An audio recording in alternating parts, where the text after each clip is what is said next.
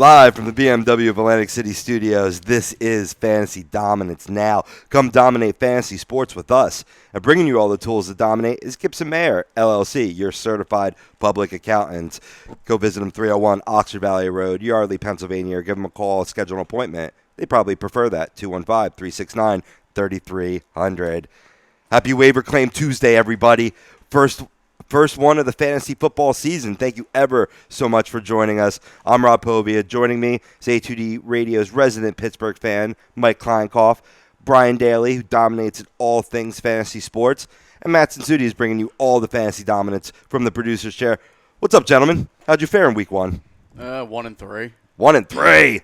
That's not dominating. Nah, I know. Yeah. It's tough to get a whole. I mean, that's why we do a show, and last week's show did famously where we advise people, because there's a lot of unknowns going into week one. Well, I did lose 2 games, one by 1.4 and one by 3. So, yeah. I mean, they were close games, so I wouldn't really consider myself a loser. Of course, it does say 0-1, but right. They were both close games. It's not like I was blown out. So right.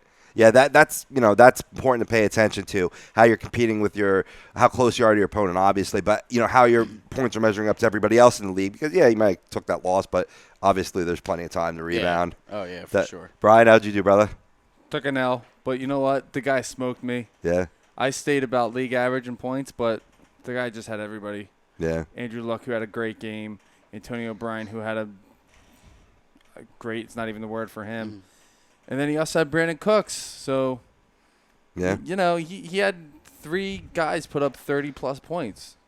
I mean, even if he didn't have Brandon Cooks, who I have Drew Brees. Right. So every time that he threw a touchdown, I got nervous. I still would have gotten blown out. So, I'm not – I knew it was coming. On the flip side, I'm, pretty much if it's not close or I don't win – actually, I should say if I don't win, I'd rather it not be close like Mike. I'd rather get, like the flip side is I'd rather get blown out or at least know that 1 or 2 major decisions I had on Sunday morning didn't cost me the matchup, most importantly, because that's when I'm really banging my head against the wall like, I should have played Lamar Miller. Why didn't I play Lamar? So. Yeah. I hate that. I'm sorry. I think at one point my bench was actually outscoring my team. I had Woodhead on my bench. Because I figured I had Michael Crabtree. Right. Figured he would have gone off against the Saints defense. Yep. I can't think of the other guys right now, but I'll bring it back up. Yeah, well, we'll be reviewing everything, that's for sure. Yours truly did 2-0 this week. Not a big surprise because, just look at me. Look at me for a second. I'm wearing a backwards Las Vegas hat, scruff, like 2-day-old scruff, a T-shirt that I got free from a baseball game. I got the same one. Yeah, you got the same one. Yep. Oh yeah. I went to the Friday night Mets game. I realized we were at the same game. We didn't realize it, right? Pretty much when you think fantasy sports, you think this image, really. Like if you were to look up in the dictionary degenerate gambler, you would see a picture of me. So it's not a big surprise I went 2-0. So everybody out there, you should listen to me, is what I'm saying. To go a little egotistical this morning. All right, well, I also had Will Fuller on the bench. Yeah. And Theo Riddick, who both put up 20 points. Yeah, Theo Riddick. I had Fuller on the bench, but I didn't expect him to do much. Yeah. Especially against Chicago's pass defense. But you know what? You really never know what's going to happen. But I don't – with the guys that I started this week at wide receiver, I'm not upset about it. Yeah. Everybody put up decent numbers for me. Right. So. Well, yeah, like I said, everybody's putting up decent numbers. It doesn't kill you too much. But, yeah, Mr. Fuller did show up, and we're going to be getting all of this. But if you want in on the dominance, like us on Facebook, follow us on Twitter and Instagram, and subscribe to our YouTube channel.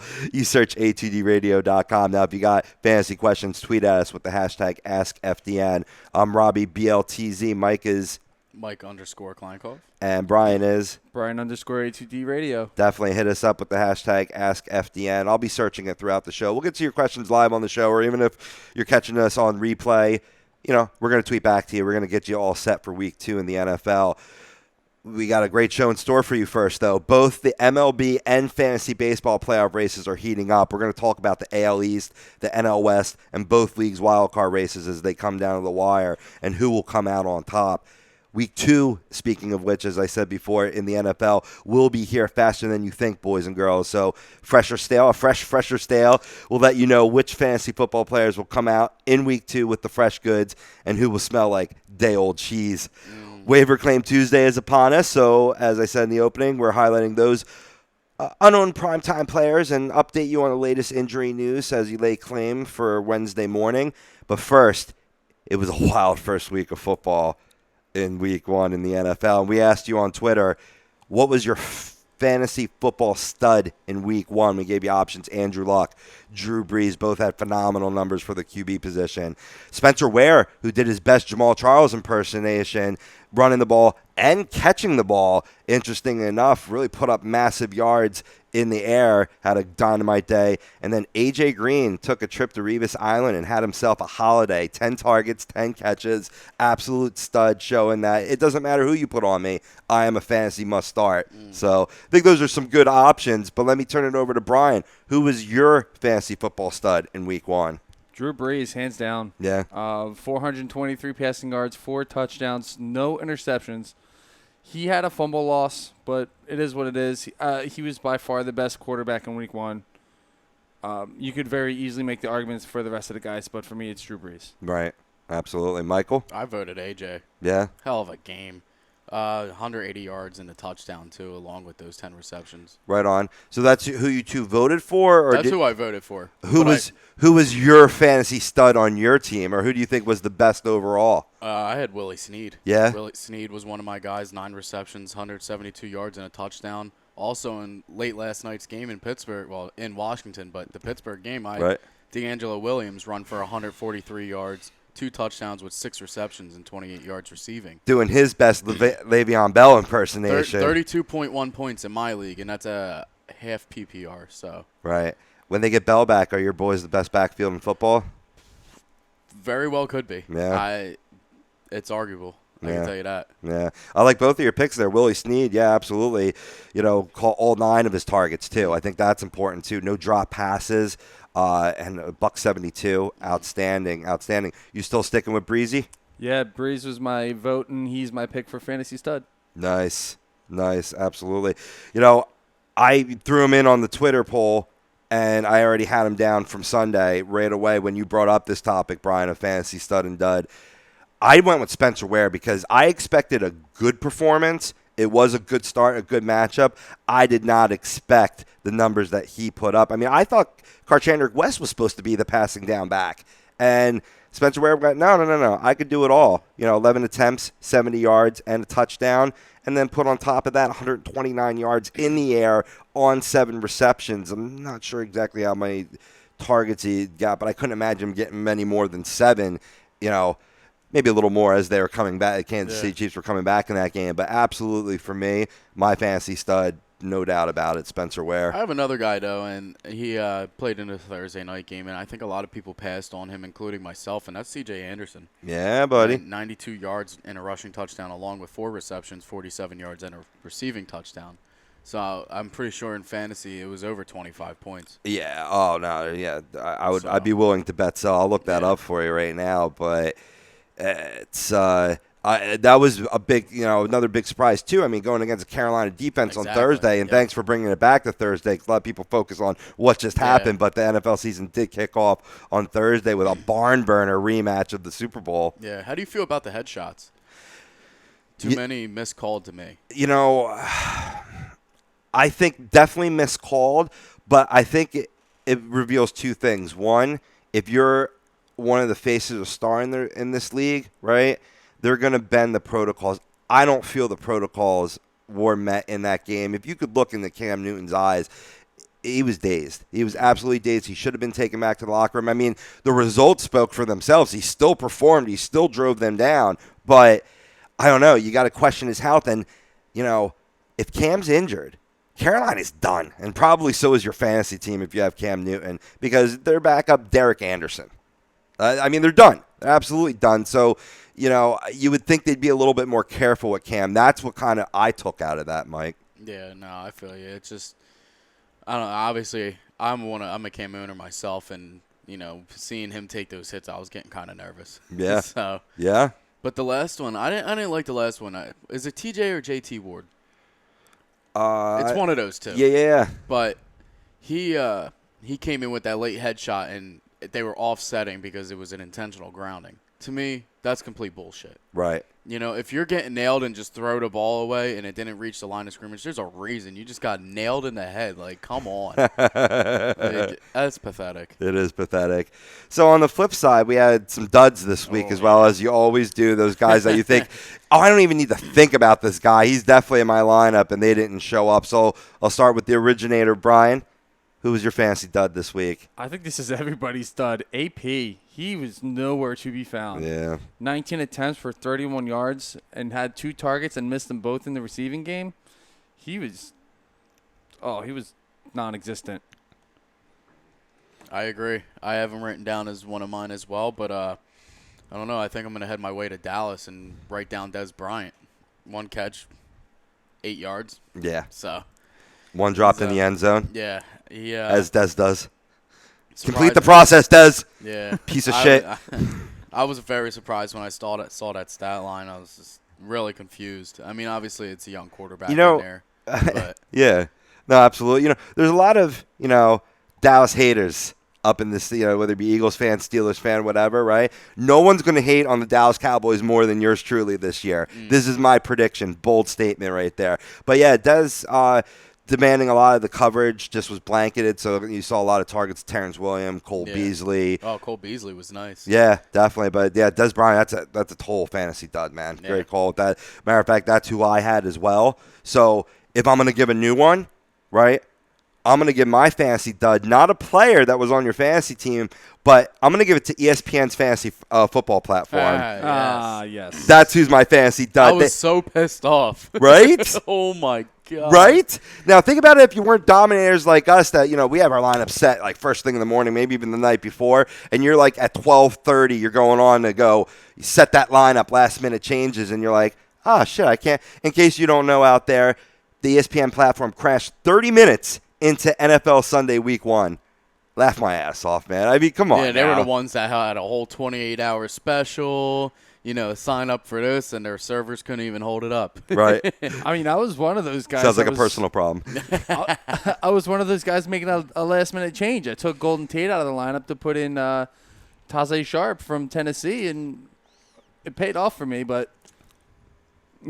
every once in a while you miss that one update on a player, and you're like, you know what? Let me take him out just in case he doesn't play. Right. I'd rather have him, blow up on my bench than put up a 0 in my lineup. So that's what I did. But luckily, I use Yahoo. I don't use ESPN. I do have. Very nice. I do have two buddy. Yahoo. Let's boycott ESPN next. They're done. ESPN sucks, as I posted on Instagram. But you know what's going to be an absolute dynamite event coming up, and that's the Real Talk Invitational on November 5th, Valley Brook Country Club. Check out the tournament event on our Facebook page. Order tickets right there. And just to give you a little background, this is Valley Brook Country Club, 200 Gulfview Drive, Blackwood, New Jersey, 856-227-3171 for directions. $125 a ticket. All you can eat, all you can drink, awesome golf. Meet everybody at the station. Hopefully get some celebs down there. Good time. Don't miss it. Real Talk Invitational, November 5th. So let's get into, all right, so we talked about fantasy studs and duds, but there's a lot in between that went down in a wild week 1. I mean, just like, Tom and Brian say on Agree to Disagree, it's like Christmas morning, when it comes to Sunday, week 1, NFL, back to the couch, back to the red zone or wherever you're watching DirecTV, what have you. The biggest thing that I noticed, fellas, this week, 4 games were decided by 1 point. That's never been done in the NFL, ever. It really goes to show the parity that's in this league right now. Oh, yeah, starting with the Saints game, Saints in Oakland. That was a hell of a game. Oh. I was not really surprised, but I was, because I figured that Oakland's defense was going to be so much better this year. Right. I mean, but then again, they are playing Drew Brees in a high-powered offense. But, I was very surprised to see that, the Saints had a commanding lead going into the fourth quarter, and then they just blew it. Yeah. And then they let up a 2-point conversion with seconds to go, just like that, and to lose that way, it was a great gamble by Jack Del Rio, but I mean, come on. You gotta stop that. That's a win right there for you if you stop that. It's absolutely a win, and I mean Del Rio going against the book. I mean, I think you're 44% to win there, rather than you kick the extra point there. I think you're in the 56%, if that makes math work. That because you tie the game there, and then you obviously have an equal opportunity to go ahead later on the game or in overtime with a field goal. But that's Del Rio's character, man. Go for the throat, go for the jugular, and it paid off. And it's going to pay off handsomely for the Oakland Raiders this season, that type of attitude. I think so, too. But for me, what really stuck out, and, I don't get DirecTV, I don't have Red Zone, I don't have all that stuff. So I watched the game on Fox, and that was the Giants and the Cowboys. Going down in the last couple minutes, I believe the Cowboys had, no timeouts left going into the final 2 minutes? Correct. Mm-hmm. I thought Dax did a pretty good job driving down the field. Time management, he needs to work on big time. Oh, yeah. I think he screwed himself a couple times as far as time management goes and trying to get guys out of bounds, back to the line, spiking the ball. Yeah, that could have been quicker, but to tell you the truth, man, in comparison to what I've seen from this team, even from Mr. Romo himself, I've seen them waste like 7 to 10 seconds trying to spike a ball where they were doing it in 3 to 5 seconds. So I wasn't unhappy with that, but can it be better? Yeah, absolutely. He's a rookie. Yeah. And I feel like he's only going to get better. Yeah. But I'm sorry. I don't know what happened with Terrence Williams in that last play of the game. Come on, man. You got to get out of bounds. There was a ghost on the sideline. He got scared. I mean, come on, man. You've been in the league long enough. You've been playing football long enough. You know better than that. You got to get out of bounds. It goes to show, I mean, that's what culture's down in Dallas, and if anybody knows it better, it's me.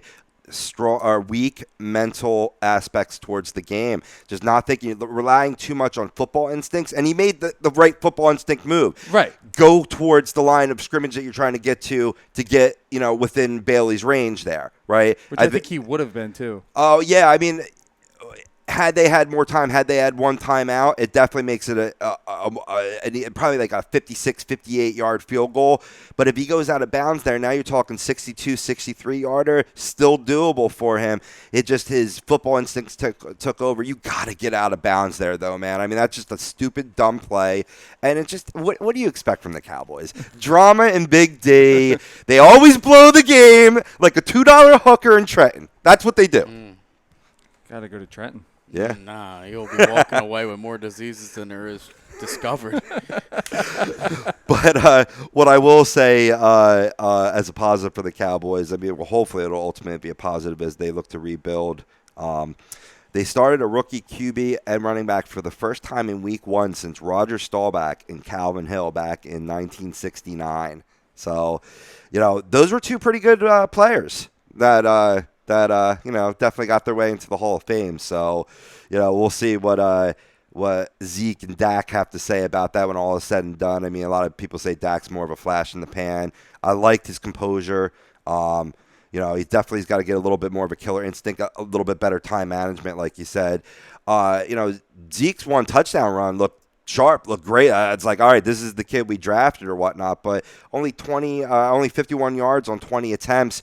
He said, I came out average. I need to be better than that. So, certainly an all-around disappointing game for the Dallas Cowboys, but very encouraging on the flip side on the other sideline with the New York Giants. They have to be pretty impressed with their young player, Sterling Shepard. He looked really good, fellas. Yeah, he's an absolute beast. I don't have any of his stats written down. He's one of the guys I didn't throw down on here, but yeah, the 3 receptions for 43 yards and a touchdown is pretty solid. So yeah, absolutely supporting ODB, who had a bit of a quieter game than you expected. Yeah. But I mean, that you may see that. Attention ODB owners, right? You may not get the type of production you got last year because not only do you have Sterling Shepard, but you have one Victor Cruz who looked healthy and did that salsa dance that a lot of the Giants fans missed. Nobody in this room missed, but but overall, I mean, certainly their wide receiving core is stacked, and if you can benefit, and if you stay tuned to Fresh or Stale, I'll show you how you can benefit later on in the show. Yeah, the only problem you got to worry about with that Giants wide receiver core is Victor Cruz staying healthy. Oh, yeah. And that's huge, and it's so beneficial for Eli to have all 3 of those weapons healthy for him this year, and I think they could make a run for the division if they can stay healthy.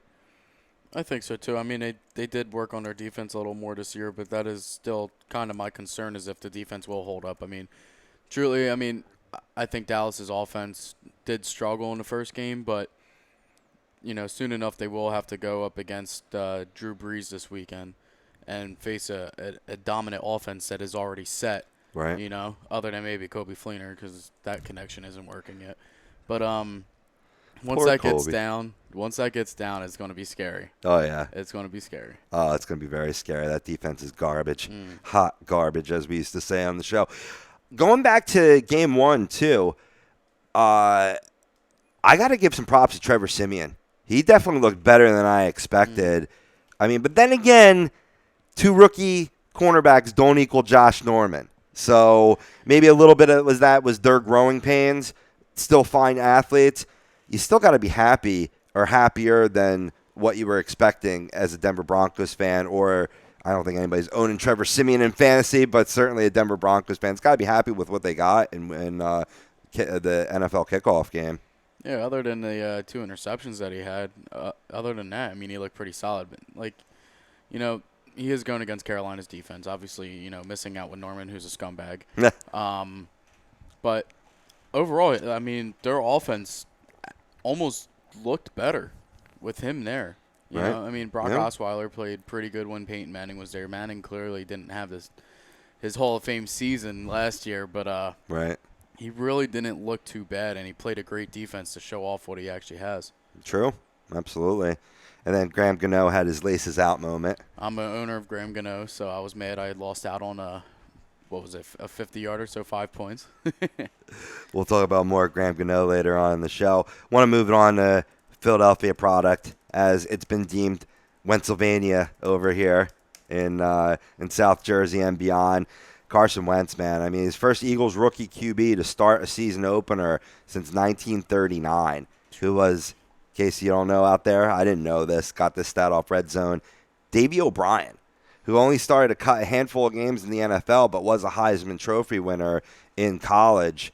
They named a trophy after him, the Davey O'Brien Memorial Trophy, and it's given the most outstanding player in the Southwest in college. So definitely did him proud. Definitely did Eagles fans proud. Had a great performance in his first game. Any takeaways you guys had? Did you watch the game? I was at work. Yeah. I watched it. The one thing I took away and it impressed me a little bit was his ability to actually sit in the pocket. Yeah. I like that. Not get scrambly. Again, a young quarterback with good composure. Absolutely. Yeah, and he wound up throwing 2 beautiful touchdown passes, one to Jordan Matthews, one to Nelson Aguilar, putting it where only the receiver can get it. His first NFL completion was to Zach Ertz on a beautiful one-handed catch. Again, putting it where only the receiver can get it. Right.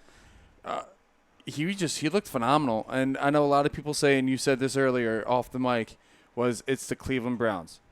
Yeah, it's the Cleveland Browns, but you know what? They're still an NFL team. They still have talent on that team. Yeah. So for him to do that, they still got Joe Hayden on that team. Yeah, and he took care of the football. No interceptions, which was key. Yeah, he did not look like a rookie in that game, but we'll see what happens against Chicago this week. That's a real test for Carson. Yeah, a little bit better defense there in Chicago for sure. But, no, I'm not taking anything away from Carson Wentz because he played the Browns, but how successful is every quarterback against the Browns? They're usually pretty damn successful. So, well, I got a QB rating of 101, 278 yards, 2 touchdowns. Absolutely. I mean, he par for the course going against Cleveland. Yeah, I mean, played a great game. Obviously, he looked good, but I don't know. I'll give him credit next week, and if he does beat the Steelers in Week 3, we can call it Pennsylvania, all right? But until then, it's still Steelers Nation out here. So yeah, I get you. Yeah, because I think he gets another great matchup next week against the Bears, or their defense might be the worst in the league, which is weird to say, Bears and a poor defense. But, yeah, their first true test will be in Week 3. Mm-hmm. Absolutely. So also want to give a couple shout-outs right here. Welcome back, Dennis Pitta. I have a soft spot since he helped me win a championship in years past. But first game back in 2 years from hip injury. Good to see Dennis Pitta being a nice Pats catcher for one. Joe Flacco, local product, Joe Flacco. Also, a little shout out to Devontae Adams and Quincy Enunwa, both with TDs this week. That helped no one, sir, that understands my pain. Yay! Nobody. So it's like those type of touchdowns get me irate on Sunday. It's like, are you freaking kidding me? Yeah, I mean, they helped Fitzpatrick owners and they helped Aaron Rodgers owners, but that's it. That's about it. You got your 4 or 6 points, however your league scores, for touchdowns for quarterbacks, but that's really all that it helped. Yeah. Because it didn't help me. Yeah. Because I could tell you, I bet you nobody drafted Devontae Adams this year with Jordy Nelson coming back. Absolutely no way. And I mean, it's like, it sucks because he is a talented wide receiver too, but too many mouths to feed. It's like, why didn't I take that flyer? I mean, Enunwa was just like, yeah, who? Yeah. What? I mean, I knew of him. Follow the Jets a little bit. How do you say the other guy's name? Enunwa, I believe, or do you have a better pronunciation, Brian? No, no. I saw his name. It's Enunwa, and I'm not Yeah. even looking at it. I know that. Enunwa. Enunwa? Yeah. I looked at that name and I was like, Anemone. But before we go to break, fellas, two guys I definitely wanted to give a shout out to just to wrap up. And, we're going to be getting into the People's Fantasy Stud later on in the show. We'll give the Twitter results a little later on. But two guys that I wanted to give shout outs that had phenomenal weeks that maybe I wasn't so much expecting this level of production. Melvin Gordon and Jameis Winston. Yes. Both. Yes. I mean, Melvin Gordon didn't score a touchdown all last year and has 2 in game 1 now. And it was against the Chiefs defense, who I was very high on this year. Who saw that coming? Yeah, I mean, obviously we saw the meltdown of San Diego's defense because that happens almost every game to them. Right. But I really was not expecting the Chiefs defense. I mean, they do have a pretty good offense. Obviously, now without Keenan Allen, their offense is pretty much going to go down to shit. Pretty much. But I like Travis Benner. We're gonna get into that later. Definitely gonna get to that later. Keenan Allen definitely opens up Gates and Benjamin. So yeah, no, big time. But and then Jameis, man, talking about QB ratings, 122.6, Yeah. 281 yards. Not spectacular. 4 touchdowns again against Atlanta Falcons, but still a great, phenomenal Week 1 performance. If you want performance out of your vehicle, go visit the BMW of Atlantic City dealership. They challenge its sales team. They must sell 100 vehicles, which means you save right now. Lease a certified pre-owned elite 2016 BMW 320i with xDrive, just $299 a month for 36 months. The ultimate driving experience is closer than you think. BMW of Atlantic City, easy to get to, minutes off Exit 37 on the Garden State Parkway, or check them out online, bmwatlanticcity.com. On the other side, we're getting into a little fresh or stale for Week 2 in the NFL. You're listening to Fantasy Dominance now on a2dradio.com.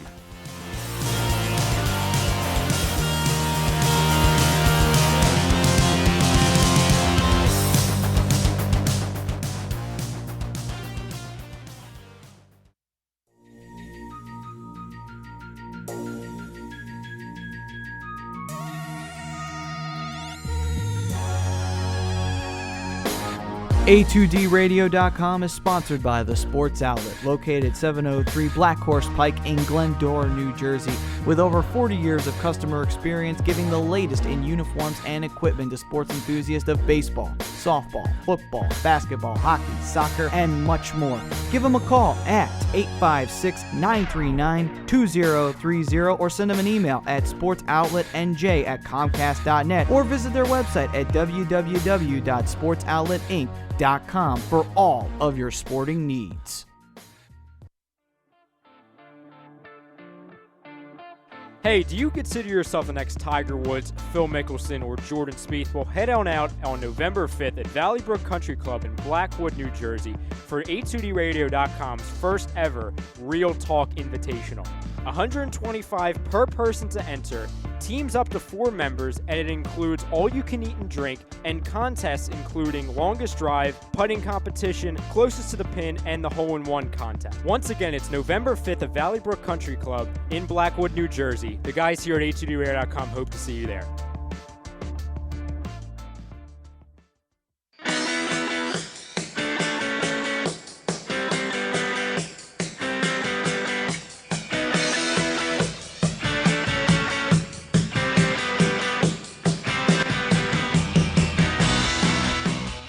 Hey, do you need to get your skills in shape? Then contact the Scanzano Sports Center, located at 5 Carnegie Plaza in Cherry Hill, New Jersey. You can give them a call at 856-889-3434 or visit them on the web at www.scanzanosports.com. John Scanzano offers individual, semi-private, and team training lessons in hitting, pitching, catching, outfield, along with turf rentals. The Scanzano Sports Center is equipped with a 31,000 square foot indoor facility, 4 batting cages, and a 4,000 square foot strengthening and conditioning room. So what are you waiting for? Contact the Scanzano Sports Center today.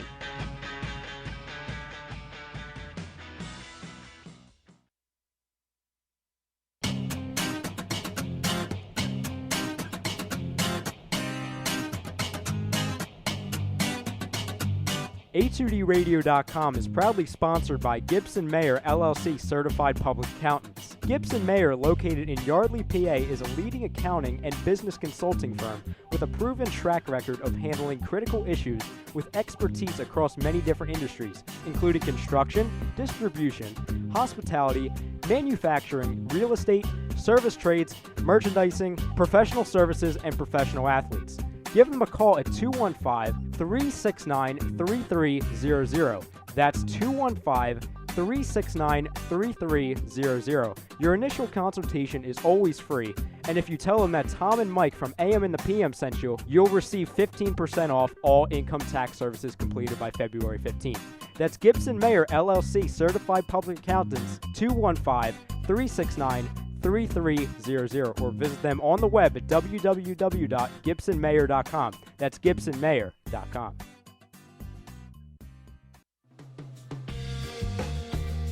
You're listening to Fantasy Dominance Now, only on A2DRadio.com.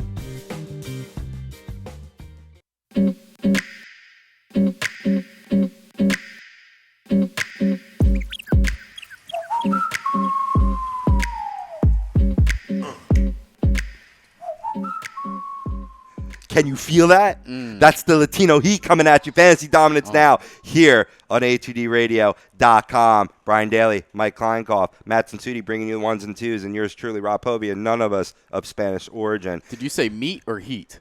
Heat. Okay. Yeah. That'd be a big difference, right? I heard you. Come on. No. Were you a fan of Eddie Guerrero? Were you still at wrestling back in the day? That's when I did enjoy wrestling. Okay. Cool. Well, one thing I'll enjoy is Mr. Tom Arnone agreeing with me and my fantasy stud of the week, Spencer Ware. It's kind of hard not to agree with me. 28.5 fantasy points in our half-point PPR league, Michael. So, he's definitely, man. In terms of stud, you expected strong performances out of Breeze. Luck was a great bounce-back candidate. A.J. Green is who he is. Spencer Ware filling in for Jamal Charles, man. I think he did better than Jamal Charles would have done in his opening game coming back. And, we'll talk about when he may or may not be coming back a little later on in the show as we get into some injury news and so on and so forth. But first, Fresh or Stale, which is being brought to you by Scanzano Sports Center, located at 5 Carnegie Plaza in Cherry Hill, New Jersey. You can give them a call, 856-889-3434. Check them out online, scanzanosports.com.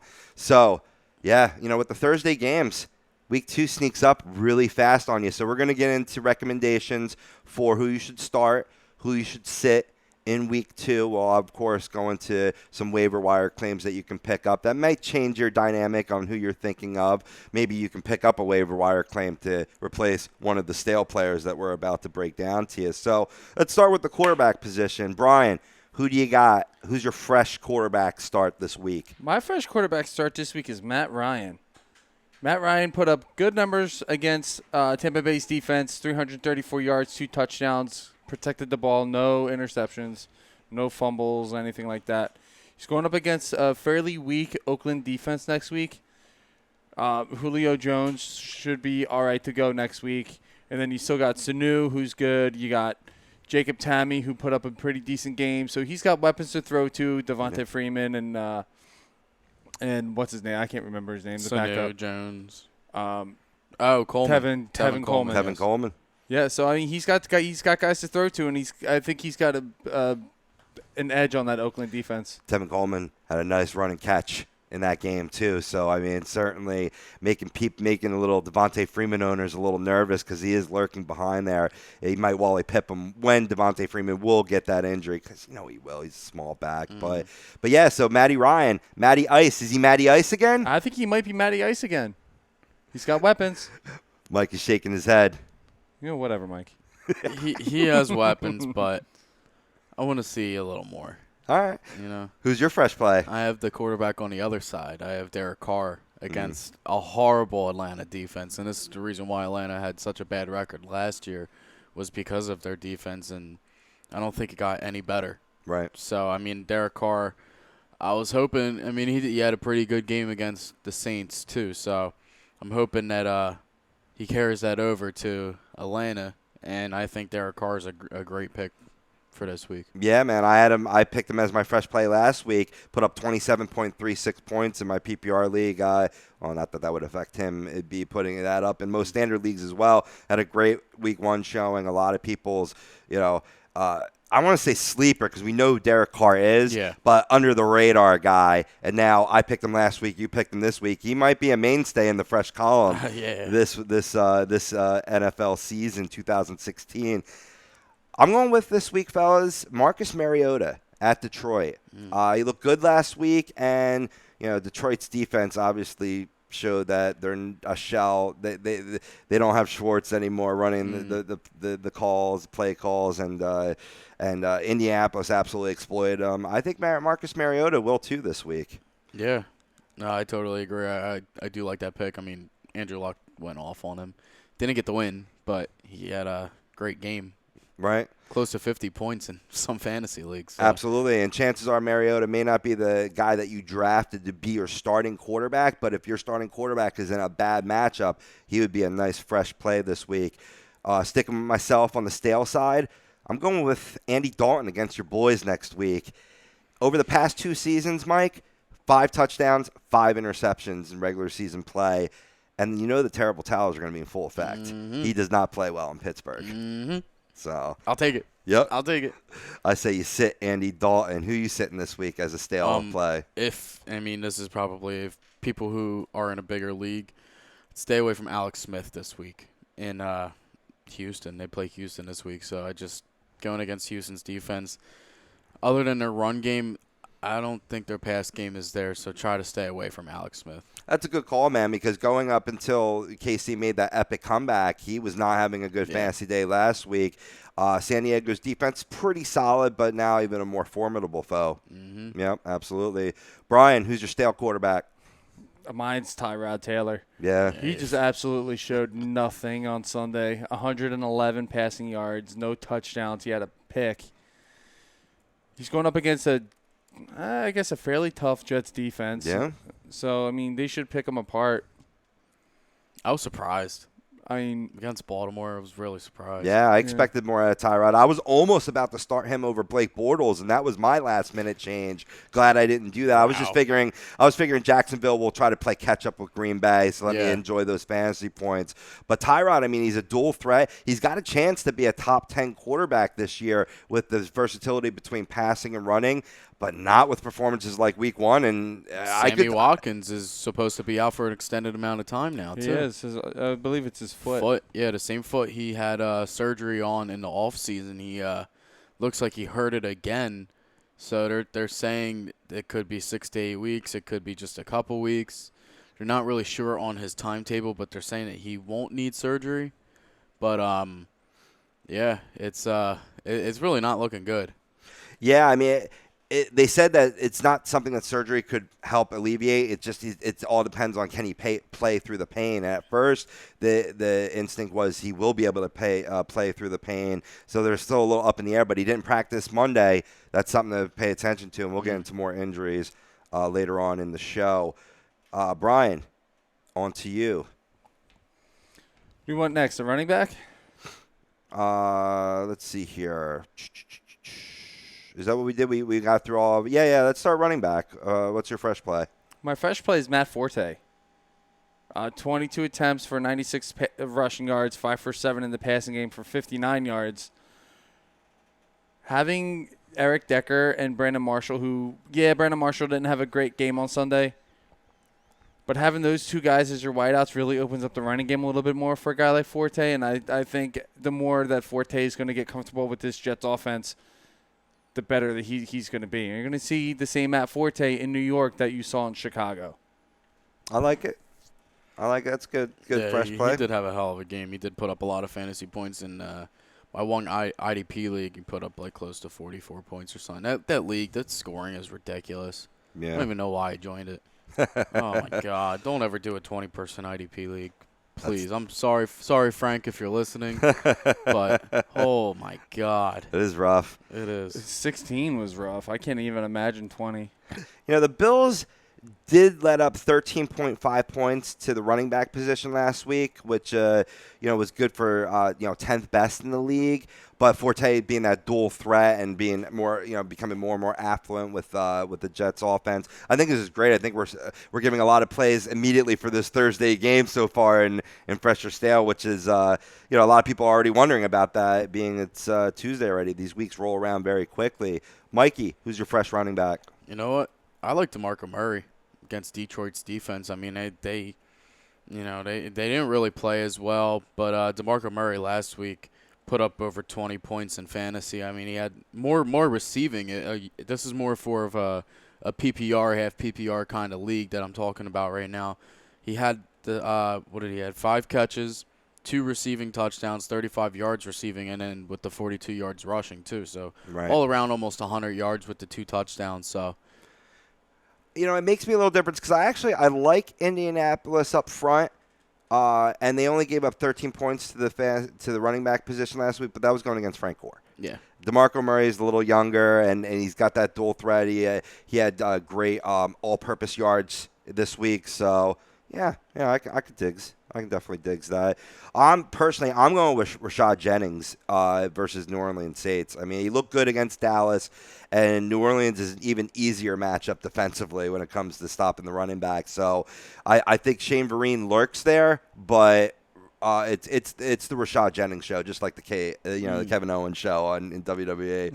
So I think that's a great fresh play. A guy that's maybe owned 70-80% of leagues.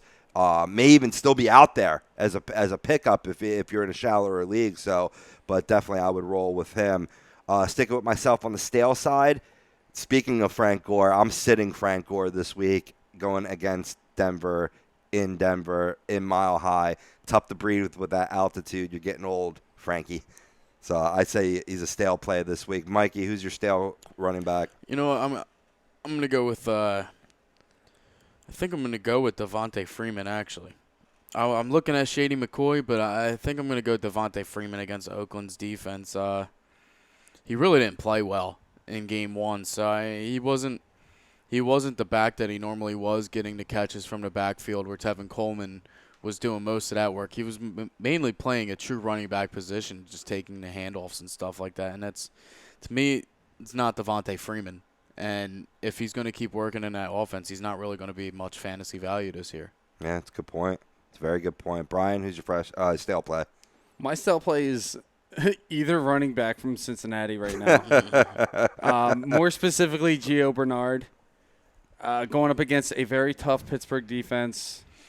Gio, 5 attempts for 25 yards, 2 for 4 for 5 receiving yards. There's nothing to really say about that. Like, the stats, they speak for themselves. Mm-hmm. Yeah? Yeah. No, well done. All right, go right on to your fresh play for wide receiver, Brian. I think this is kind of a no-brainer. Will Fuller. 3 receptions, 75 yards, and a touchdown. He is Robin to Batman, I guess. They made that reference. Hopkins is Batman. And, I get where you're going with that. As long as you get where I'm going with it, because I don't know how to say it. I'm tired. No, I mean, because I heard it too, and I have already thought about it. Will Fuller is actually available in my 12-man PPR league, and I was thinking about picking him up, but I already have DeAndre Hopkins. That's tough. You know what I mean? It's not like baseball where it's good to have, a person of another position on the team or whatever. They both have the same bye week. Are you going to really start both of them? That's what the question is. Maybe, because you would start Batman and Robin. Right, exactly. And, the kid, he's not a speed receiver. He's not a big receiver, but he's a receiver that's going to make catches. If Right. you throw his way, he's going to catch the ball. Right. Makes sense, man.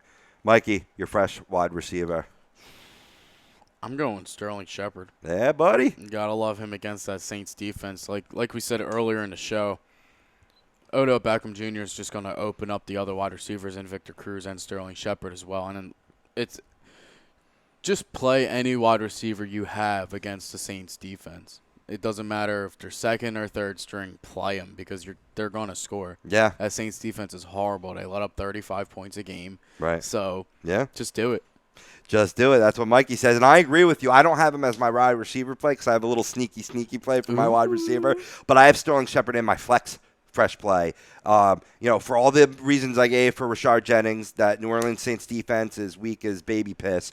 And he's a talented receiver. He could post up multiple receptions, which carries a lot of value in PPR leagues, obviously. Also in daily fantasy leagues, be a little less expensive as some of the top guys, and you can get top round performance in one, Mr. Yep. And that's more the reason I did a lot of daily fantasy leagues with Dak Prescott starting, only because he's at $5,000. So I had Antonio Brown, Todd Gurley, and DeAndre Hopkins all on one team. Nice. Obviously, Gurley didn't, play up to his standards last night, but other than that, it was a solid team.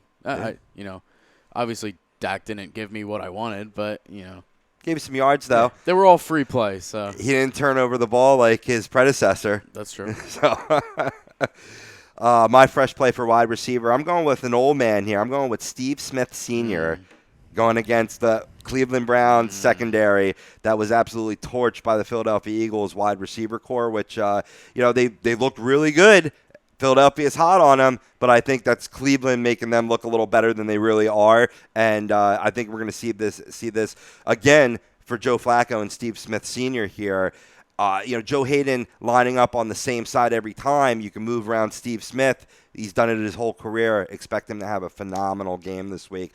A guy that generally is a must start, but I'm telling you to sit as a stale play, Alshon Jeffrey against the Philadelphia Eagles. See what I did? I flipped that berry back around again. The Eagles D comes to play. And Kevin White got a lot of looks last week, which takes away targets from Alshon.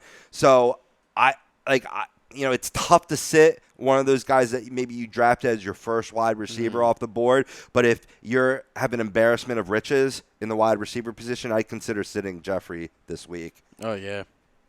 No, I definitely agree. The Eagles' defense is one of the more underrated defenses in the league. Right. So definitely got to watch out. The Eagles are going to be a tough team this year. I think they will compete.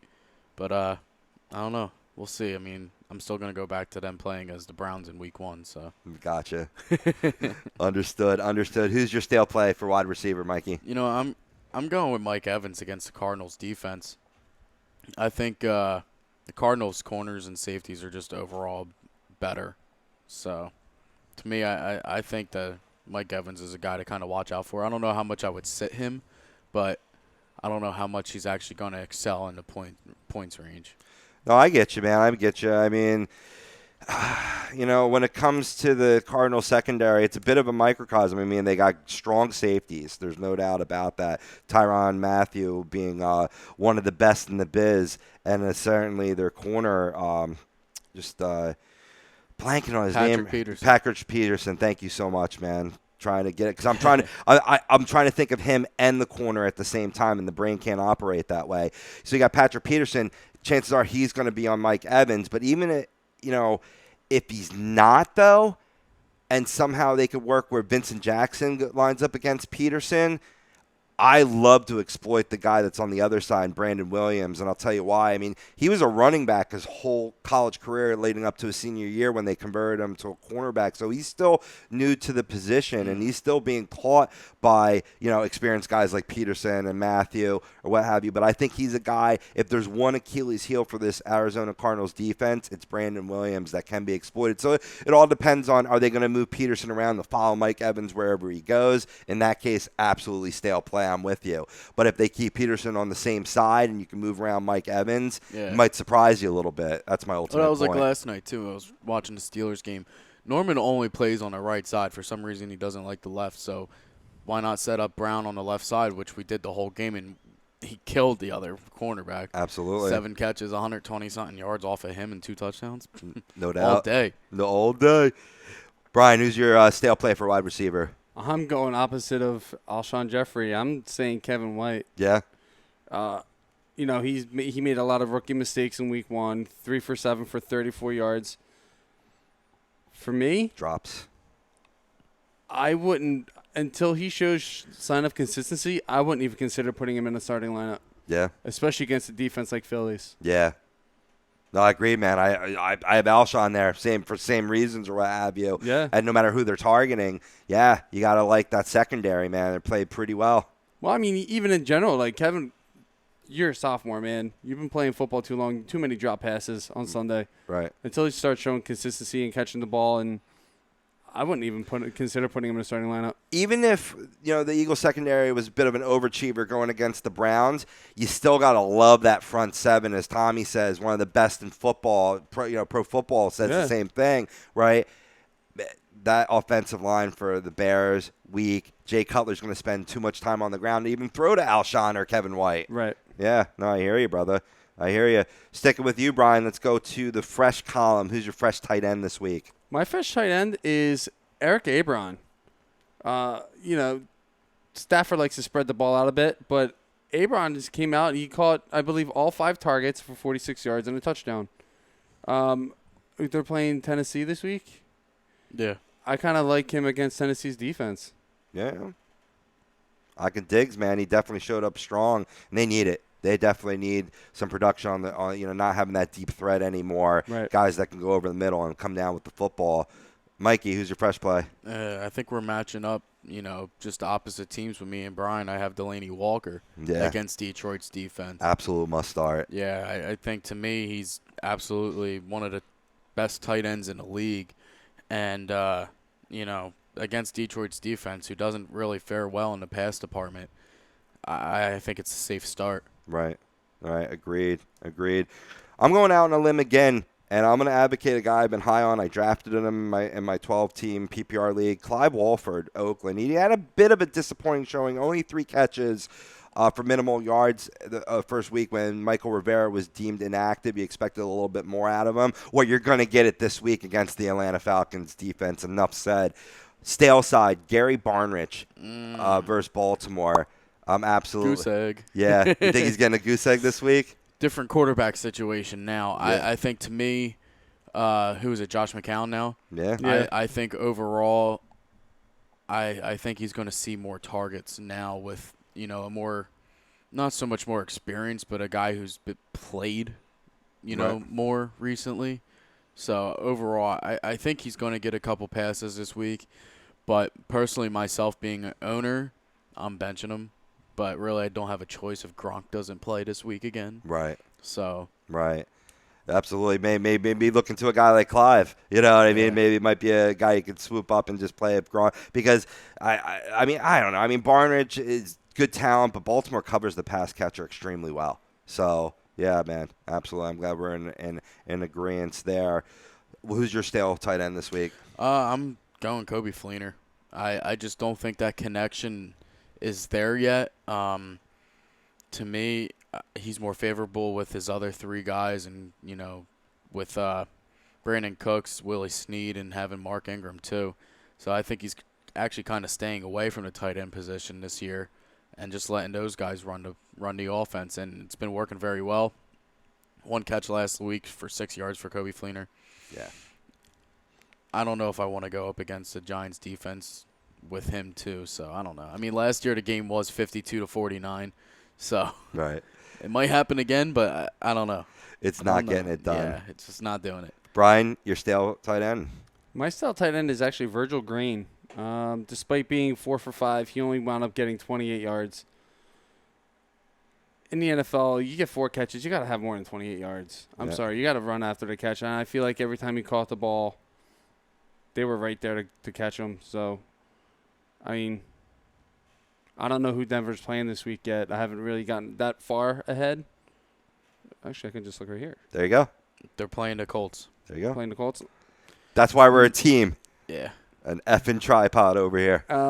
So, I mean, He's still young. He's still got a lot of room to grow. And with the quarterback situation in Denver, I don't know if I'd feel comfortable starting really anybody from Denver. It's definitely very risky. I mean, other than that, I think Emmanuel Sanders had a great game, and C.J. Anderson. It's really it. Right. All right. So moving quickly, guys. Let's go through our flex plays real quick. Brian, who's your fresh and stale for flex? Well, since I don't really use flex in my leagues, I didn't really put one. But if I had to pick one off the top of my head real quick, I don't know. Mike, you go ahead. We'll come back to you, yeah. Mikey. I'm actually going with Zeke here. This is where I'm going, Ezekiel Elliott Fresh against play? Washington's defense. Yeah. Yes, fresh play. I mean, D'Angelo went for 143 on their defense rushing. So, overall, I mean, I think Zeke's got a little more jump in his step, and I think, he's more versatile running back. So, Gotcha. I like him more. And my stale, I'm going Torrey Smith against Carolina's defense. Yeah. Yeah. I like that. I agree with both of those. As I said, my fresh play before Sterling Shepard. My stale play, and I had him in the fresh play last week. I'm calling him stale this week. Amir Abdullah versus Tennessee. He had a great first week. Both him and Theo had great. They both showed that they could get 20 points respectively in that backfield. It's going to take a hit against a tough. There's too many mouths to feed in that backfield, and Tennessee has an excellent run D in week one. In week one, they had 24 attempts for 50 yards allowed. That's phenomenal. Absolutely phenomenal. Brian, back to you, man. You got your fresh or stale? That's kind of funny you brought that up. Me and Mike, you're on the same wavelength. Michael Crabtree against Atlanta's defense. He came in a little late in that game against New Orleans, but he came in and he had a huge, big 2-point conversion catch. He wound up with, 87 receiving yards. So, I mean, he's always been a good flex position because I know a lot of leagues do 2 wide receivers, 2 running backs, and then a flex. My league does 3 and then 2 running backs. Crabtree's always been a good, solid number 3 receiver. Nice. Even in San Francisco. Sweet. And I would kind of steer away from Golden Tate right now. The Tate? Yeah. Stay away from the taint? Yeah. Too many options right now I'm with you. In Detroit right now, and I don't think he's going to be seeing steady targets. Agreed.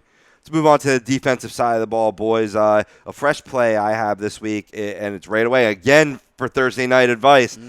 I say you start the Jets defense at Buffalo. We said before, Sammy's battling that injury, may or may not go. That O did not look good in week one. I mean, it may have been Baltimore's D, or maybe they need more time to gel because I think Buffalo's offense will be better. I think Tyrod will be better. Suspended too, so true. Yeah. Yes. Great point. So, I mean, that doesn't help. The defense wasn't giving them good field position at all either. I mean, granted, Tyrod sucked. Right.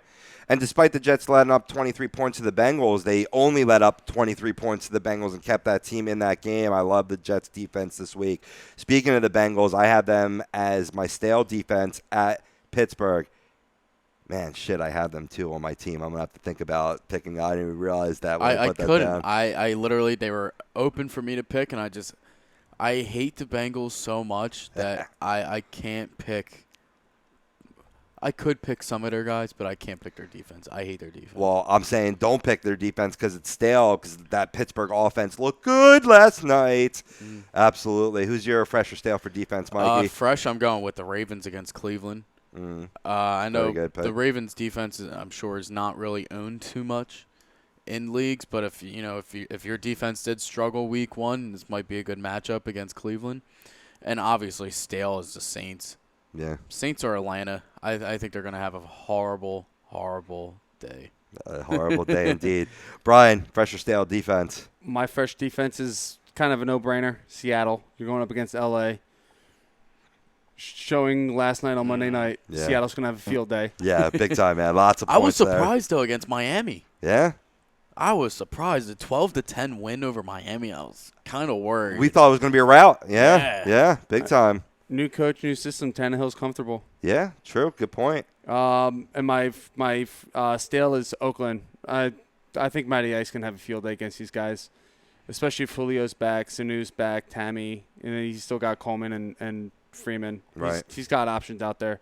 And I think he could pick apart that Oakland defense. Yeah, absolutely. No doubt about it. For kickers, I'm going to go quickly. Obvious, no-brainer, Steven Gostkowski. You're going to start him this week. Fresh play against Miami. Should have plenty of field goal opportunities and extra points. A guy I'm sitting this week, Graham Gano, like we talked about earlier this week, versus San Francisco. Ray Finkleitis, I think he's going to get limited work in what's going to be a route. I think Carolina's going to route the Niners, and he's going to get a few extra points opportunities, no field goal opportunities. So I say you sit Graham Gano. Guys, last-minute kickers, fresh or stale? Cairo Santos for the Chiefs, I think, would be a great start this week. Houston's defense is, I think, going to hold them to minimal touchdowns, which is going to give him more of a field goal opportunity. Right. And I totally agree with you with Graham Gano. Yeah. I don't have a choice, though, because I'm not having 2 kickers on my team. No. You're not going to drop Gano, chances are. Brian, any last words? Start Dan Bailey. He's an automatic kicker. Nothing else to say there. Sit Matt Prater. I don't think he's going to be putting up many points against Tennessee. Agreed. Lastly, guys, the freshest play this week in Week 2 is the BMW of Atlantic City. They challenge its sales team. They must sell 100 vehicles, which means you save. Right now, lease a certified pre-owned elite 2016 BMW 320i with xDrive. Just $299 a month for 36 months. The ultimate driving experience is closer than you think. BMW of Atlantic City. Easy to get to, minutes off of exit 37 on the Garden State Parkway, or check them out online at bmwatlanticcity.com. On the other side, we're talking some injuries, both in football and a little bit in baseball, and it's Waiver Wire Tuesday, so we got our waiver wire advice to stake claim for Wednesday morning. You're listening to Fantasy Dominance now here on a2dradio.com.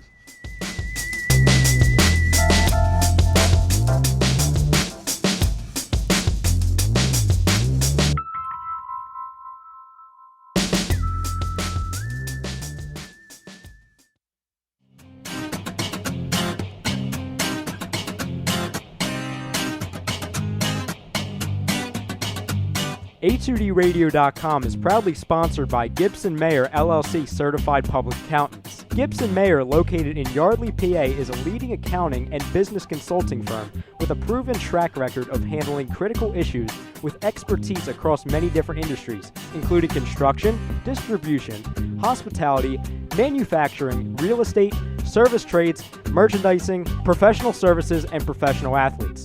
Give them a call at 215-369-3300. That's 215-369-3300. Your initial consultation is always free, and if you tell them that Tom and Mike from AM and the PM sent you, you'll receive 15% off all income tax services completed by February 15th. That's Gibson Mayer LLC Certified Public Accountants, 215-369-3300, or visit them on the web at www.gibsonmayer.com. That's gibsonmayer.com.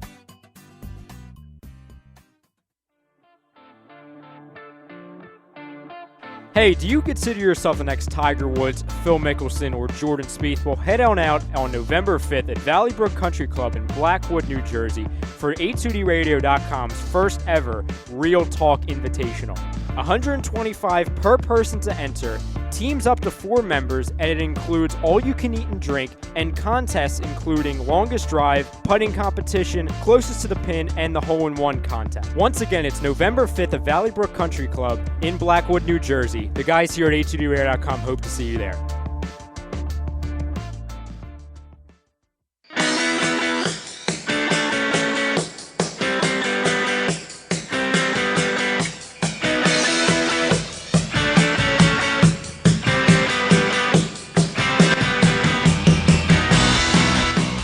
Hey, do you need to get your skills in shape? Then contact the Scanzano Sports Center, located at 5 Carnegie Plaza in Cherry Hill, New Jersey. You can give them a call at 856-889-3434 or visit them on the web at www.scanzanosports.com. John Scanzano offers individual, semi-private, and team training lessons in hitting, pitching, catching, outfield, along with turf rentals. The Scanzano Sports Center is equipped with a 31,000 square foot indoor facility, 4 batting cages, and a 4,000 square foot strengthening and conditioning room. So what are you waiting for? Contact the Scanzano Sports Center today.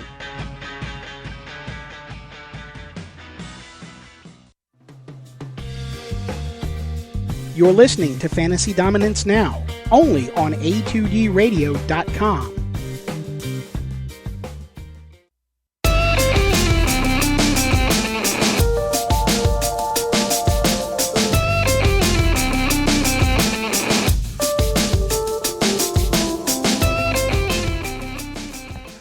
Welcome back to Fantasy Dominance Now here on A2DRadio.com. If you want in on the dominance, like us on Facebook, follow us on Twitter and Instagram, and subscribe to our YouTube channel. You search A2DRadio.com. If you got specific fantasy questions, tweet us with the hashtag AskFDN. Who are we? We are Brian Daly, Mike Kleinkoff, Matt Tensudi on the ones and twos, and Rob Povia steering the ship. Moving on to some injury news, I'm going to start off with a guy that's returning in Major League Baseball, or actually returned last week, I should say. Marlins Giancarlo Stanton returned from the disabled list. He had been out since August 13th due to a left groin injury. So in case you don't know, now you know. If you were on bye week in your playoffs, that would have been great to get back Stanton for when you come back to your fantasy baseball playoffs. A couple guys that you can add in fantasy baseball right now. Byron Buxton, man, he's been hot, finally showing that promise for the Minnesota Twins. Robbie Ray is a great easy for me to say, two-start week pitcher this week. He has a K rate of 11 per 9. He's going against Colorado and the Dodgers, which, you know, they top 1 and 2 in terms of offensive production, but not recently. And as Colorado falls out of that race, I think Robbie Ray would be a great deep league play. In a more shallower league, your new boy, Ivan Nova, has just been lights out. Did you expect that? No, I really didn't. But obviously a new home has got him going. I think he's, 4-0 or 5-0 with us? He hasn't lost yet. 5-0. Yeah, we were one win behind last week when we said 3-0. He was 4-0 last week and then got another victory in between. Yeah, he's absolutely ridiculous. It's just, you know, I'm happy that trade happened. Yeah, I had no idea he was in Pittsburgh. Yeah, I thought he was still with the Yankees. And I was listening to the radio on my way here, and they were advertising for the Phillies game, and I was like, wait. Ivan Nova? Wait, they're not playing the Yankees? One guy you might want to keep an eye out for, and I don't know why the Brewers haven't brought him up yet. I mean, it is September after all, or why they haven't started him yet. But young kid, Josh Hader, 22 years old, absolute fireballer. Keep him on your watch list. If you see him, he's a great streamer for the fantasy baseball playoffs. Josh Hader, keep it in mind. He's only owned in 31% of leagues. Good young arm coming from the left side of the rubber. You always love those crafty lefties. But enough about baseball. I know you're chomping at the bit to get back to football, I'm just Mikey. done with baseball this year. See, I'm number one seed in my fantasy baseball league, and I'm also in the number one pick. So I'm double dipping right now. Fantasy baseball, fantasy football. Going to be getting into fantasy hockey with drops are due soon. Yeah, you know what? I feel bad because I never contacted the guy. Oh, well. Hopefully it's not too late. No, it's not too late. Okay. You're always welcome. Even if the season starts, you're always welcome. Cool. Yeah, sit at the table. I keep forgetting. Let's get back to the football injuries, and this is being brought to you by our main sponsor, Gibson Mayer, LLC, your certified public accountants. They're located 301 Oxford Valley Road, Yardley, Pennsylvania. Give them a call for an appointment, 215-369-3300. Man, a guy that's going to have a lot of time on his hands to do his taxes, Keenan Allen. I feel so bad for him. And he was my number 2 pick in my PPR league, by the way, too. Luckily, I'm deep in wide receiver, so I'm not feeling it. I got Sterling Shepard on my bench. I got Corey Coleman on my bench. That's awesome, yeah. Yeah, I feel you for that. He did that to me last year. Yeah. It's a shame because he's a guy you can't hate when he's on the field unless you're playing him. You know, I had a lacerated spleen last year, which cut his year short, and you thought, oh, well, he should be a safe play because that's not like, was he going to re-lacerate it? No. You know what I mean? It's safe play, and then he goes and non-contact, just went up to meet up the defender, went right down. You saw the knee crumple, the way he went down. I was like, that's torn ACL. You don't need an MRI. And, the MRI went ahead and confirmed that. So, Keenan Allen, you're not going to be seeing from him again all year. Maybe I don't know. You think he has any shot of coming back later on in the year? This year, I doubt it. Doubt it, right? No way. There's no way, If he right? does, he's a miracle, man. Yeah. I mean, I'm not sure. What I didn't hear was the severity of the tear. I'm actually going to bring that up right now, see if I can get any up-to-date information here. But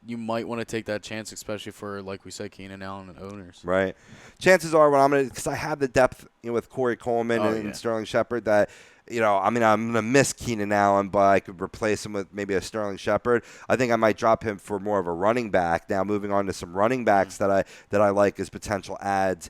I like adding Alfred Morris, and this is why. I mean, he is behind that same offensive line that Ezekiel Elliott is. They showed that they're going to mix it up a little bit as they work this rookie into the league, and Alfie looked good, man, and he looked good, and you can say what you want about Alfred Morris, being a Redskins castaway, but he puts up fantasy numbers. He's a good, solid fantasy running back. So if you're, in a 12-team or more league, I think he's a guy that I might be looking for. You should be looking for as well. And then I also spoke about Tevin Coleman as well. I think he's a guy that if you're a Devontae Freeman owner, you need to own Tevin Coleman. There's no doubt about it. And even if you're not, I think he could have some PPR value outside of Devontae Freeman owners.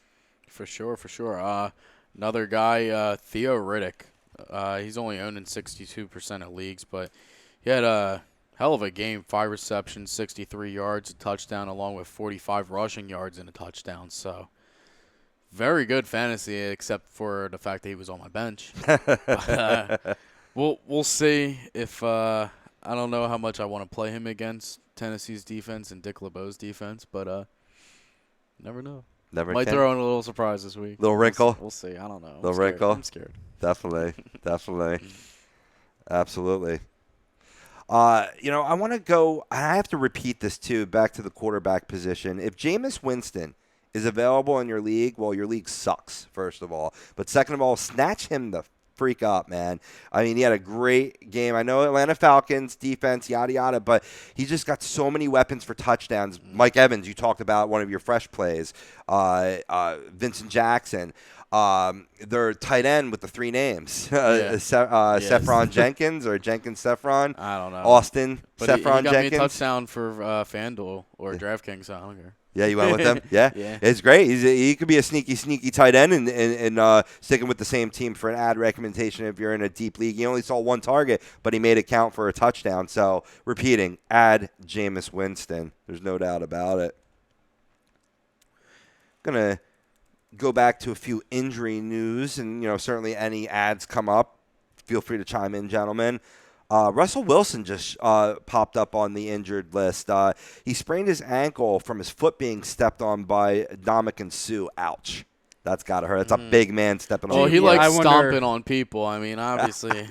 I saw that one coming. You beat me to it. I'm sorry. Gee, I wonder if that was an accident or not. Yeah, it definitely wasn't. I don't care how it looks. It wasn't an accident. Well, Wilson says it's nothing, and he finished the game, and he posted up the winning drive. But I would definitely say monitor for week 2, as the Hawks are looking to sign a veteran QB as we speak. So that speaks volumes about maybe it's a little bit more serious than Mr. Wilson is, alluding to. Maybe the Eagles should have held on to Bradford a little bit longer. Yeah, right. Got more from Seattle. No, I think they fleeced the Vikings. But you have a good point, though. You have a good point. Oh, man. We talked about IRG3 again. Week 1, injured again. Fractured crocoid. That's the bone I was thinking of during the break. Bone in his left shoulder, which was surprising. I thought it was his ribs. And he's been placed on injured reserve due to this fracture. And let's see if there's any time estimate here. From what I've read, it's 3 to 4 weeks before he gets reevaluated and may need surgery. I don't know if there's an actual, timetable for him to be out, but I know it's at least 3 to 4 weeks. There's some guys that just need to hang it up, not because of age, not because of lack of skill, but because their body can't take a hit. Yeah. He was kept upright in Baylor all those years, didn't really surface that he's just fragile. He must be Italian. But RG3, RG3, I'm just again, really there was a little bit of promise coming in. Brown's looking sharp, RG3, new era, yada, yada. Comes up gimpy again. It's like the same old meme that I see with another Griffin from Family Guy laying on the ground, writhing in pain. Absolutely. But I mean, it was a rough week 1 for a lot of players on the injury front. Sammy Watkins, we talked about him as well, whether he's going to play or not. this wasn't so much an injury, but a very scary thing for Chris Ivory. He was hospitalized hours before the game, deemed inactive due to a general unknown illness, and he was getting better over the day. They were going to release him. He's still there. And they don't know what the hell this injury is, and if this Zika. maybe he's got the Zika. Was he down in Brazil? I don't know. I hope not. I mean, he is in Jacksonville now. Well, what's crazy is I think he's talking about playing next week for week 2. I don't know, but I can tell you I'm a fantasy owner, and I had him starting in my league for my one Yahoo league, and, you know, it said he was questionable for the game, and I was just like, you know what? I don't really have anybody else for running back, so all right. And I got the goose egg because he didn't play. Right. But I still, that's the only league I won. Is that right? Yeah. So you got to start a goose egg in every league and you'll win. Yeah. No, he's still in the hospital as of Tuesday, according to Adam Schefter's report. He is going through a battery of tests just to figure out what this is. But I mean, Brian, I mean, if they could find out what it is and treat him, get him back on his feet, get fluids pumped into him. It's not like a physical ailment or whatever, right. Something that he could get over. So, but you definitely want to keep an eye on this, because if it is something serious like, meningitis or what, that's one thing that popped in my head, because that's always a sports-related weird illness when a player is all of a sudden ill, sharing water bottles in the locker room, yada, yada. But maybe playing a little grab ass, whatever your style is. But, Chris Ivory's still in the hospital, so prayers go out to you, sir, especially all your fantasy owners. Demaryius Thomas, he's battling a hip injury from last Thursday. He's doing better and may practice Wednesday, but he's going to go and get a second opinion first on that hip. Are you guys concerned at all about Demaryius? A little. Yeah? Yeah, because it opens up Sanders, and the run game takes effect on that too for Denver. So right, he hasn't received the second opinion yet on the hip, and he's approaching the matters day by day. So you're going to want to continue to monitor this situation. A lot of bumps and bruises in week 1 in the NFL on the defensive side, especially if you're in IDP leagues. A local product, Brian Cushing, out 6 weeks with a torn ACL. At least. I thought it was M. Oh, was it an MCL? Yeah, MCL. Oh, thank you. My correction. Torn MCL. Yeah, because if it was ACL, he'd be done. He'd be done, not out 6 weeks. Gotcha. Thank you. Yeah, so, I mean, that's good news. Better prognosis for Brian Cushing owners in IDP leagues, but hopefully wish you well as well. Any other injuries you guys want to talk about this week? I know Ryan Shazier sustained a knee injury in the game last night. He ended up sitting out. It was like halfway through the third and the rest of the game. But he did have the interception. He was in on almost every tackle that he was in, that happened in the game last night. But I don't think anything is going to sustain from it. I don't think it's going to be – it's probably just a day-to-day injury. He probably just tweaked something, and he's fine. He was standing there. He wasn't in the locker room or anything. So little tweak job. Yeah. So. Yeah, get back into shape. Yeah. Absolutely. All right, well, so that's been our injury report for Week 1 in the NFL, along with waiver wire ads. You can always hit us up on Twitter. I'm at RobbieBLTZ. Brian, you are? Brian_A2D. Mike, you are? Mike_Kleinkoff. Put the hashtag AskFDM. We'll give you more waiver claim advice over the course of the rest of the day leading up until tomorrow. All this is being brought to you by Liberty Event Rentals. You can give them a call, 267-314-7368 for all your party needs. They rent you tables, chairs, linens, plates, forks, knives, the whole kit and caboodle. So if you have a special occasion, give Liberty Event Rentals a call. They'll deliver, too. You don't have to go out and pick these things up. They'll bring it to the location. The only thing they don't do is take your garbage away. I don't think they do that. Come on. On the other side, we have a hot MLB playoff race to talk about and what ramifications that could have potentially on your fantasy baseball playoff championship aspirations, as well as who do we predict that will get into the Major League Baseball playoffs and ultimately win the World Series. You're listening to Fantasy Dominance Now here on A2DRadio.com.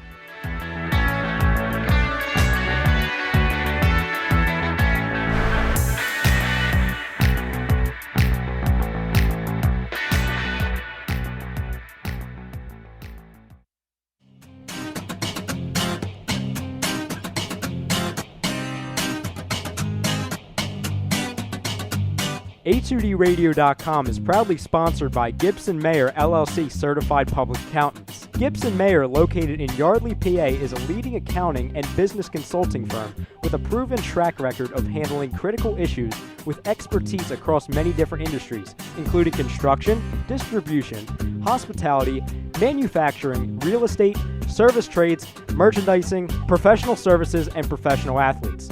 Give them a call at 215-369-3300. That's 215-369-3300. Your initial consultation is always free, and if you tell them that Tom and Mike from AM and the PM sent you, you'll receive 15% off all income tax services completed by February 15th.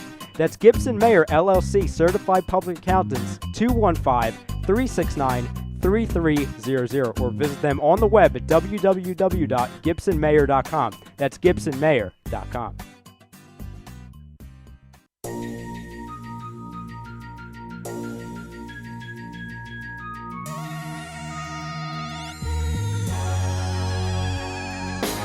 A2DRadio.com is sponsored by The Sports Outlet, located 703 Black Horse Pike in Glendora, New Jersey, with over 40 years of customer experience giving the latest in uniforms and equipment to sports enthusiasts of baseball, softball, football, basketball, hockey, soccer, and much more.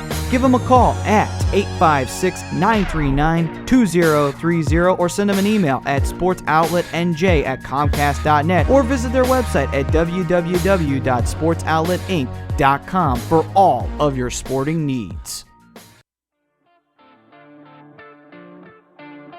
Hey, do you consider yourself the next Tiger Woods, Phil Mickelson, or Jordan Spieth? Well, head on out on November 5th at Valley Brook Country Club in Blackwood, New Jersey for A2DRadio.com's first ever Real Talk Invitational. $125 per person to enter, teams up to 4 members, and it includes all you can eat and drink, and contests including longest drive, putting competition, closest to the pin, and the hole-in-one contest. Once again, it's November 5th at Valley Brook Country Club in Blackwood, New Jersey. The guys here at A2DRadio.com hope to see you there.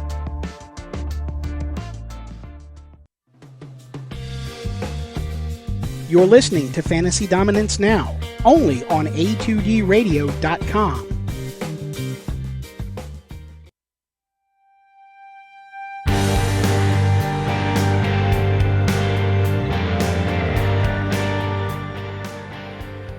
And welcome back to the party that is Fantasy Dominance Now, only on A2DRadio.com. If you want to dominate like we do, like us on Facebook, follow us on Instagram and Twitter, and definitely subscribe to our YouTube channel. You search A2DRadio.com. If you got specific fantasy questions, tweet at us with the hashtag AskFDN. And speaking of Twitter, we put out an awesome poll for you, and that poll was, let me get back to it real quick. I know who it is, but who was your fantasy football stud in week 1? Was it Andrew Luck, Drew Brees, Spencer Ware, or A.J. Green? Well, boys, we got a tie for number 1 between Spencer Ware and A.J. Green. And I can see why, because both of them were expected to not do quite as well as they did.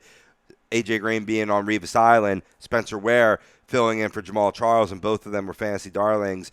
Also tied for second place, Andrew Luck and Drew Brees.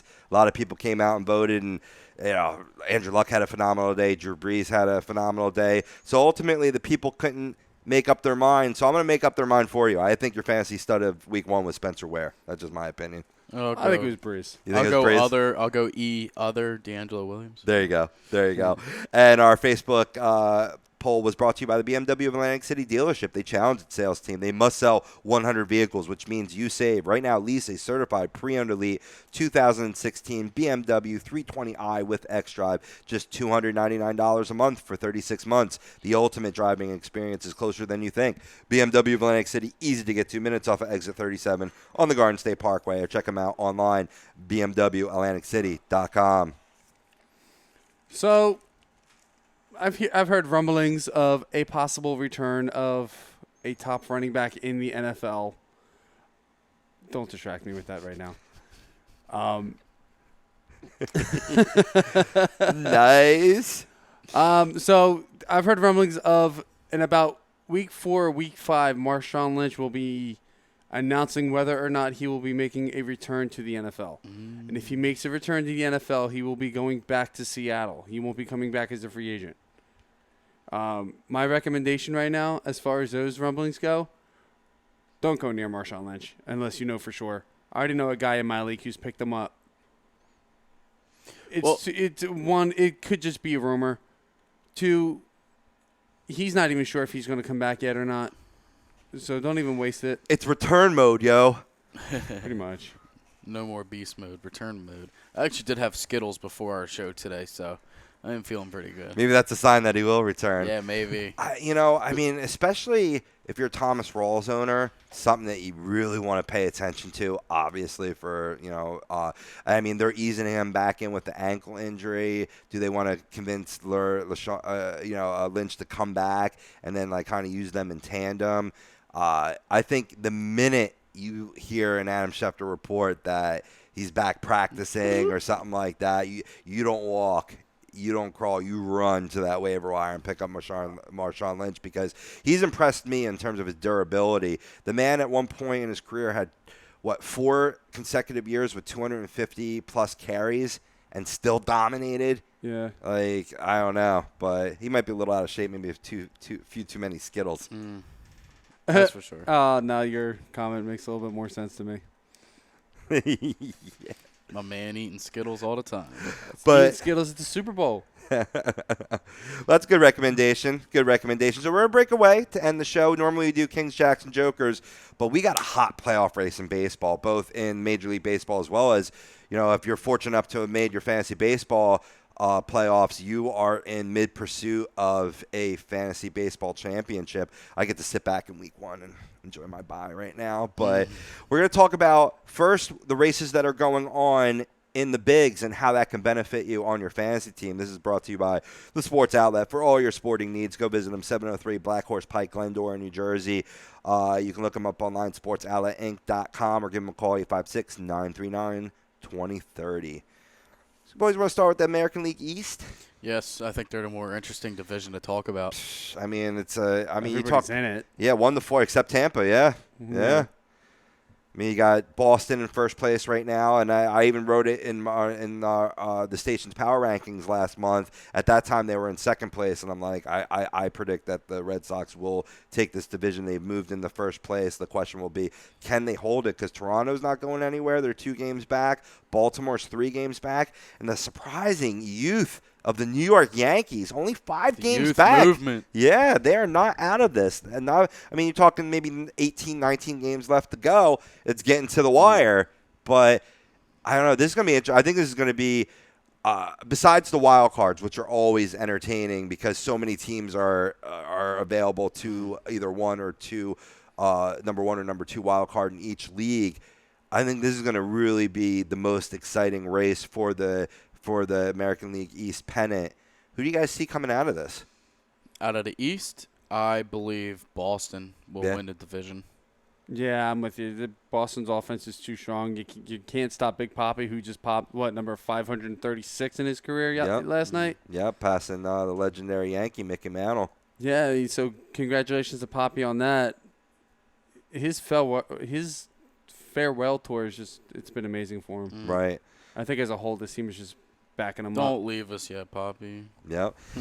And it's great. I'm glad you go right to the players, because having 4 teams in the American League East, maybe some of the youth movement in the Yankees are on your dynasty team, not on your 12-team or 10-team leagues, but you definitely have fantasy players in Baltimore, definitely in Toronto, and definitely in Boston, both offensively, pitching-wise.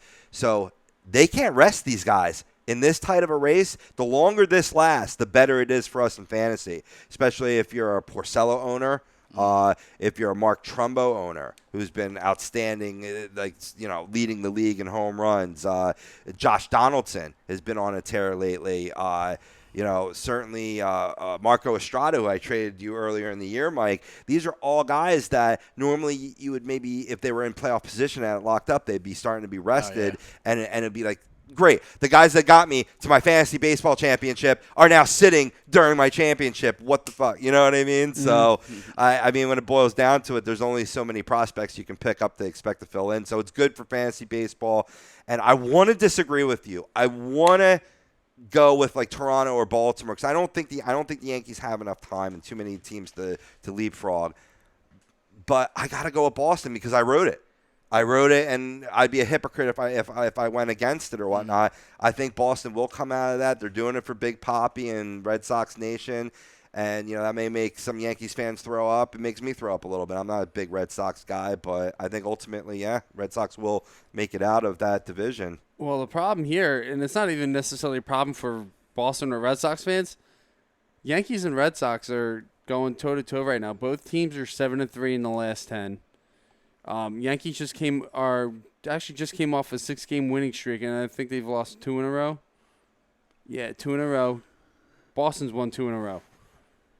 So they keep going back and forth. They're not going to be able to gain any ground the way that they're doing. Yeah, I don't think the Yankees are strong enough right now to win a division, but possibly in a wild card race, I think they still have a chance. Right. Yeah, agreed. Moving on to the National League West. We got a 2-team battle out there between the LA Dodgers and the San Francisco Giants who, this time last month, I mean, the Giants were already talking about, hey, it's an even year. Yeah. We got it going on. Now they're 4 games back behind a hot LA Dodgers team, much thanks to Justin Turner, who just totally turned around his year. A more focused Yasiel Puig, who maybe they did exactly what they needed to do with Puig by sending him down, cutting them, allowing another team to have waiver claims on them to be like, look, we don't care who you are, you can be gone, and they've responded well. I mean, they're 7-3 in their last 10, whereas the Giants are struggling and are 5-5, and they're slowly starting to creep actually back towards the pack in terms of the NL wild card as well. So, gentlemen, who comes out of the NL West in the end? I still think it's going to be L.A. Yeah. I think L.A. will win the division. I think it's safe to say that San Francisco will be wild card for sure. But overall, I think it would be different if these two played each other in the playoffs. I would probably pick San Francisco over L.A. But right now, it's a 4-game lead. It's going to be kind of hard to bounce back from that. I mean, there's still a lot of games to go. It could go totally south for L.A., but you never know. But I just think right now LA's kind of got a good hold of it. I think LA's chances of keeping a hold of that all ride along Clayton Kershaw. Yeah. He came back, pitched 3 innings against Miami in a short stint, just coming back. It was really a rehab assignment in the bigs because there is no minors for him to rehab in. Gave up 5 hits, 2 earned runs, 5 Ks, took the L. He said he's feeling well, or he felt well after that Friday start. If he can get it in gear and beat Kershaw, then there's no doubt the Dodgers will be able to hold on to this lead. I'm gonna say that the Giants, and I don't want to see this for my Mets in their wild card aspirations, but I think the Giants are going to sweep the Cardinals in their 4-game series. They face off against each other, which allows some of the other wild card teams to come back into the mix. Or maybe even jump ahead of the Cardinals, and as the Mets have done. And I'm gonna say the Giants come back and they squeak the division on the last day. That's my prediction. I think Kershaw has too much to come back from, and if the Dodgers can hold on to that number 1 wild card as because of it, then I think Kershaw will be hitting full stream in the playoffs, which doesn't help you if you're a fantasy owner of one Clayton Kershaw, but at least it would help the Dodgers in their playoff aspirations. Yeah, but I mean, that's even if the Dodgers were to fall off that much, they might fall out of both the NL West as well as the NL wild card. So, it'll be interesting. Maybe I'm just playing devil's advocate. I don't want to have us all go Dodgers there, but I think the Giants can do it. They have the talent. Madison Bumgarner's a beast, and certainly that lineup can help you out both in fantasy as well as their chances in reality. So, all right, we'll go on. Speaking of the wild card situation, let's see where it's dating at right now. We got here Right now, currently, you got San Francisco in the number 1 spot, a game and a half ahead of the New York Mets, which are locking down the second wild card position, but that's only because they played one more game than the Cardinals that they won, so they're a half game ahead of the Cardinals. Then you got Miami 5 games back, and you got your Pittsburgh Pirates 6 games back. Does Pittsburgh get back into this equation? What do you think? No. No, you don't think so? I think the Phillies could. 12 games out, still got time. You don't think of Pittsburgh? I mean, they're as far back as the Yankees in the AL East. I mean, or a game more, 6 games back. A lot of teams involved there, just like the Yankees. But I really don't have faith, and if they make it to that 1-game wild card, they're just going to get blown up like they have the past 2 years. Right. And to me, it's just I don't even want to see. I'd rather them not make the playoffs than them get blown out. Based on your outfit, I could tell you've already moved on to Steelers and Penguins. I've moved on, yes, already from the season. Last night, I mean, we lost to the Phillies 6-2 with Garrett Cole coming back on the mound. He's been absolutely horrible this year, and I want my money. I'm not getting paid enough earlier this season. Well, you didn't prove shit this year. So. Right. See, I thought Garrett Cole coming back might have been a little boost to your guys' aspirations, but apparently not. Yeah, and we also lost Harrison for the rest of the season as well with a groin injury. So, right. Yeah, it's true. Yeah, I saw that too. I was actually streaming him in my dynasty league over a struggling D. Gordon. I was sad to see that go down. Still got McCutch in my lineup though. Can't take him out. Brian, does Miami have a shot in getting back into this at all, especially with getting Giancarlo Stanton back? I don't think so. I think the wild cards are going to come down to the 3 at the top. San Francisco, New York, and St. Louis. Those teams are just overall strong. They get good, solid pitching every day. Lineups come out and they produce, and the bullpens are just shut down for the most part. So, I mean, even with Giancarlo Stanton, I think Miami could make a run, but I still think they're going to fall short. I agree. Yeah. I totally agree. I think it is going to be the top 3, and with that being said, I think San Francisco will take the number 1 wild card and St. Louis behind them. Okay. Sorry. I could see that. You think the Mets get they get? I think that I do too. Yeah. I really, I don't know. It's tough. That's a get out. You're fired. Get out. I know. I'm sorry. No. Hey, no. That's cool. Diggs, man, because, St. Louis just has that never say die attitude, man. They were down 1-0 against a lowly Brewers team and came back and won that game 5-1. I think I was in the bottom of the 8th inning, too, at the time. So I get it, man, and it's right there. And you got to look at pitching, right? Now, besides Carlos Martinez, I'm not impressed with the Cardinals' starters, but their starters are healthy. Yeah. The Mets are not. Jacob deGrom talking about him being in the bullpen for the rest of the season potentially, or at least until they build him up, his arm strength back up to start. Steven Matz, you're not hearing a word from. I mean, he's been progressing nicely, but there's no guarantee with that either. But Seth Lugo and Gesselman have been doing their best impressions. Gesselman literally of DeGrom with the long hair, and Lugo looking like a well-long missing in action guy, Matt Harvey, keeping the Mets afloat. And ultimately, in the end, it's going to be this offense for the Mets that gets them that second wild card, because they too can hit the home run ball, and they've just been putting together a nice lineup. Curtis Granderson absolutely showing. He went from batting first in the lineup to batting cleanup and has been on a home run tear. I really like how this lineup's starting to come about now that they're healthy. So I'm going to say the Mets do take that second wild card, and I'm going to say that because I had the Giants winning the West, that the Dodgers will fall back into that first wild card, and then you're going to have a rematch of Dodgers-Mets from last year, Kershaw versus Syndergaard. Let's go. Money up, pony up, and it's going to be good tidings for everybody in fantasy. Yeah, I'm going Kershaw. No, I'm kidding. But, yeah, I mean, and then going with the AL wild card, I think it's going to be Toronto taking that first wild card, and I think the youth movement is going to take over the second wild card with the Yankees. I really do. Yeah? There's something about them. They're only 2 games behind Baltimore You're for right. that second wild card. Yeah, you're right. For some reason, the Yankees fans quit on them early this year. We suck. Jeter's gone, yada, yada. But you know what? I just have this sick feeling that they're going to make the playoffs this year. That's my bold prediction. I like it. Brian, what's your prediction for the wild card in the American League? I actually think it's going to be Toronto and Detroit getting it. I think somehow Baltimore is going to falter, and Detroit's just going to just slip their way in there. Cool.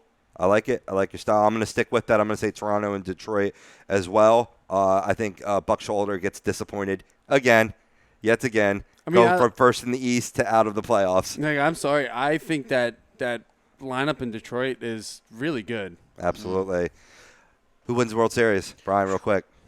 Texas. Yeah, I'm not going with the Cubs, but I think it's coming from the AL this year. I think it's Texas or Boston. Yeah.